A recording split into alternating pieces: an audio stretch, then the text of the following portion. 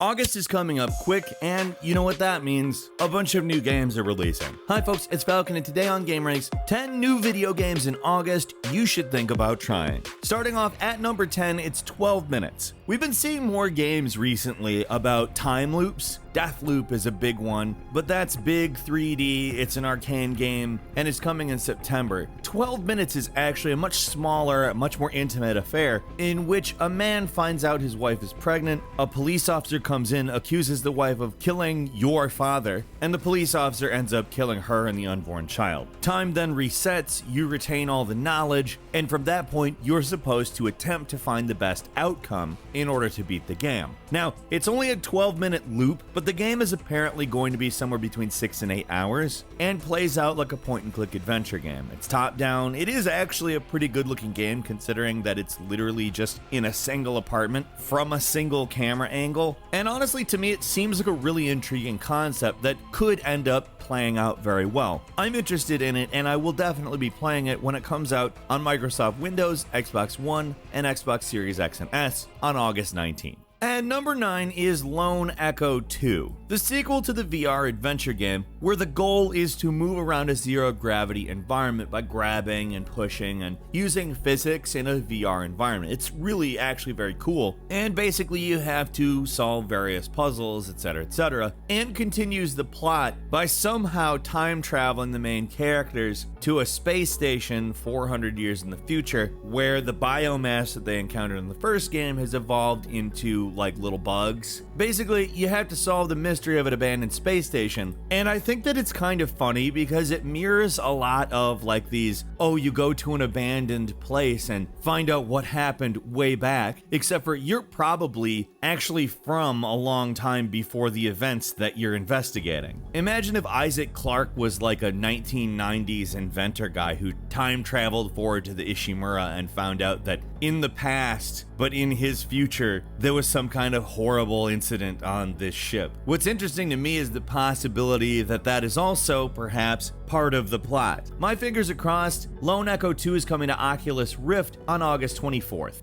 And number 8 is Ghost of Tsushima Director's Cut. Now, you know Ghost of Tsushima as a fantastic open-world action-adventure stealth tour de force. At this point, I really doubt that I have to tell you anything about what Ghost of Tsushima is, but I do have to tell you that the Director's Cut includes a new story that takes place on new locations on Iki Island. Essentially, Jin arrives on the island, it's ruled by a Mongol shaman, and you have to learn about things to keep your people safe. This is more about Jin Sakai, the main character's past, and where he's coming from in the main game, and is being described as a story of healing on the official PlayStation blog. But really what I'm interested in is just spending more time in Ghost of Tsushima. They're actually including a lot of options for PS4 and PS5 mobility. If you're upgrading on the PS4 to the Director's Cut, it's $20. If you're upgrading from the PS4 to the PS5 to get the Director's Cut, it's $20. If you buy the Director's Cut on PS4 and want to upgrade to Director's Cut on PS5, that's $10. And you can buy it for $60 for PS4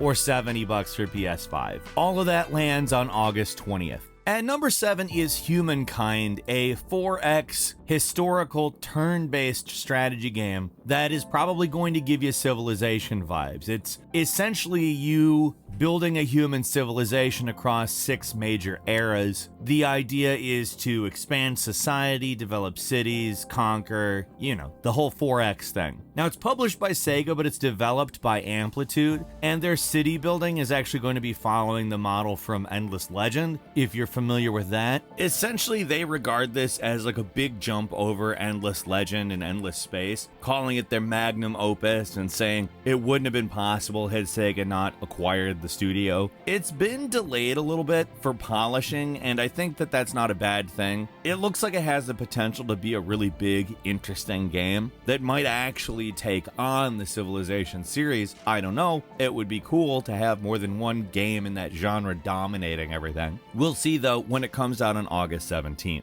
And number 6 is Rims Racing, a game that the developer Raceward Studio labels a completely new approach to the motorcycle simulation game experience. Now, one of the big things that has people talking about this game is the extensive customization options. Like, we're of course very aware of motorcycle simulation games, but do we see customization down to like brake fluids? You can swap out almost any part from what I have found in doing research into this game. A direct quote from Raceward is that players are able to fully disassemble their motorbike and replace every element to achieve the best possible setup by choosing over 500 official components, from tires to discs to pads, suspension, air filters, etc. It's also a very pretty looking game, honestly. A lot of really nice reflections I've seen in the trailer, but also a lot of really cool dirt stuff. All in all, definitely an interesting motorcycle racing game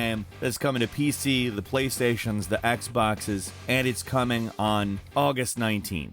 And number 5 is No More Heroes 3, which is interestingly enough a Nintendo Switch exclusive. This is a series we've seen on the Wii, on PS3, Xbox 360, it's been on mobile, and it's always been kind of a satirical, kind of edgy place. And to me, it's bizarre that the newest incarnation of this is landing on the Switch. However, I'm not upset about it. This is a game that has provided a pretty fair amount of laughs through the years, and it's got really good action in it as well. The big thing about this one is that it is returning to the open world formula, so I do think that's going to be an interesting aspect of it. If you're aware of the previous 2 games though, this is a good hack and slash series that will make you laugh at some point. It's exclusive to the Nintendo Switch, and it's landing on August 27th. And number 4 is Aliens Fireteam Elite, which is a multiplayer co-op shooter that's also functioning as a sequel to the original Alien trilogy.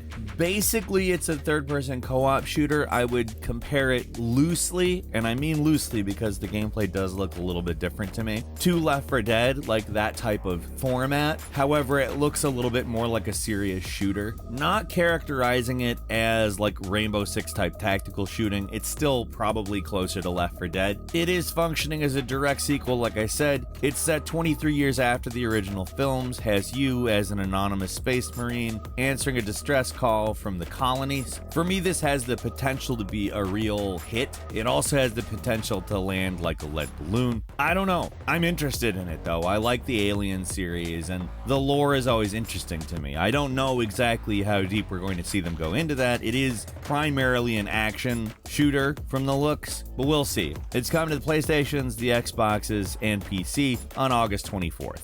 And number 3 is New World, which is, I don't know. For me, this is going to be worth watching, not necessarily because I'm really excited about it, but because Amazon Games has, well, not exactly put out the best stuff, and I would say they have a large amount riding on this game. So from that perspective, I'm pretty interested in seeing if they can put something out that's good. New World is a massively multiplayer online RPG, MMORPG at this point, you know what that is. It has had a slightly tumultuous development cycle, was originally going to release in May 2020. It's obviously more than a year after that. The pandemic obviously played a role in that, but there's probably other reasons why it took that long. For me, this isn't necessarily a game that I am really intent on playing. I'm sure that MMORPG fans will find things to like. I'm more interested in if they put out something that is good quality. Amazon's kind of injected themselves into the gaming world with this game studio, and it hasn't gone well up until now. So frankly, at this point, that is a very interesting prospect. New World comes to Microsoft Windows on August 31st.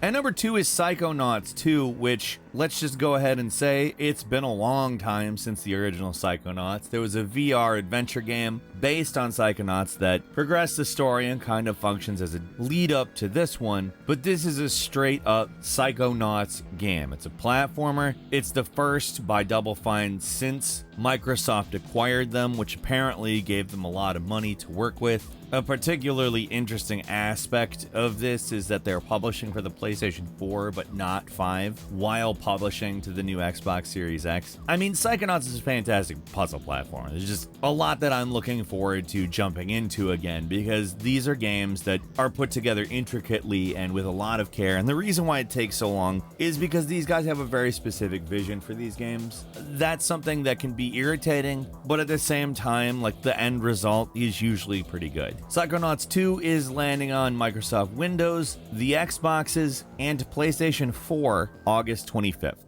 And finally, at number 1 is Kena Bridge of Spirits, which I am actually very interested in. It looks kind of like Breath of the Wild combined with like the first Ni no Kuni, where you've got kind of that same familiar dynamic going on, although maybe not to the exact same extent. I don't know that the spirit companions in Kena are really particularly combat oriented. It's more along the lines of distractions, moving objects, completing tasks, but it does seem like they function in battle to at least some extent, and obviously the combat is real-time and not turn-based. Anyway, this is an absolutely gorgeous looking game. The world itself is inspired by Japan and Bali. It's developed by a 14-person independent studio, and the way that they were originally burst onto the scene was a Majora's Mask oriented short film they made, and that artistry is really showing through with this game, as well as obviously they're wearing their influences on their sleeve. I think this has the potential to be a really good game. It's coming to the PlayStations and Microsoft Windows on August 24th. Couple of quick bonus games for you. King's Bounty 2, a turn-based RPG, which is a direct sequel to a game from 1990, where you basically lead an army across the world, and I don't know, it's a very epic game. That's landing on Nintendo Switch, PlayStation 4, Xbox One, and PC on August 24th. Madden 22, the latest incarnation of EA's long-running Madden NFL. That's landing on the PlayStations, the Xboxes, and Microsoft Windows on August 17th. And finally, Glitchpunk, which kind of looks like really amped up old school Grand Theft Auto from the top-down perspective in a cyberpunk dystopia. That's landing on PC on August 11th. It's coming out of early access. Looks really good, and that is all for today. Leave us a comment, let us know what you think. If you like this video, click like. If you're not subscribed, now's a great time to do so. We upload brand new videos every day of the week. Best way to see them first is, of course, a subscription, so click subscribe. Don't forget to enable all notifications, and as always, thank you very much for watching this video. I'm Falcon. You can follow me on Twitter at Falcon the Hero. We'll see you next time, right here on gameranx.